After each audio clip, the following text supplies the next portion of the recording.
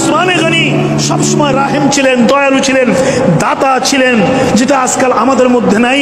আমরা আজকে নামাজও পড়ি, রোজাও রাখি, হজ যাকাতও করি, কিন্তু আমরা পরস্পরের প্রতি আমাদের ভ্রাতৃত্ববোধ নাই, শ্রদ্ধা নাই, সম্মান নাই। কারো উন্নতি আমরা পছন্দ করি না। যে পেশার মধ্যে আছি, সেই পেশায় যদি কেউ বেশি উন্নতি করে, কারো যদি কোনো জনপ্রিয়তা বেড়ে যায়, কারো যদি ঐশ্বর্য বেড়ে যায়, হ্যাঁ, কেউ যদি কোনো জায়গায় উন্নতি তরক্কি করে, অন্যরা ঈর্ষা করি, হিংসা করি। আল্লাহ পাকের সাবধান হচ্ছেন, না না না, রোহামা উবাইনাহুম, সাহাবায়ে কেরামরা নিজের থেকে অন্যজনকে বেশি ভালোবাসে। জোরে বলুন না সুবহানাল্লাহ। অন্যদেরকে বেশি ভালোবাসে।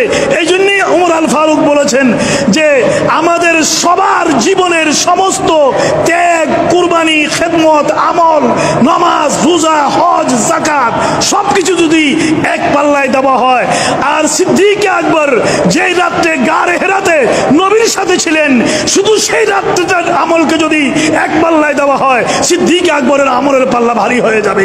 জোরে বলেন না সুবহানাল্লাহ। এরা পরস্পরের প্রতি এত শ্রদ্ধাশীল ছিল।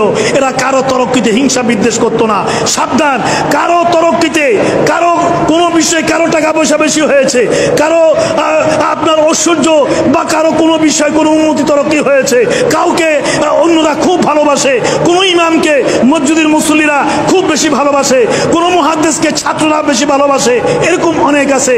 এগুলো যদি আপনি হিংসা বিদ্বেষ করেন, আল্লাহর গজব আপনার উপরে আসবে।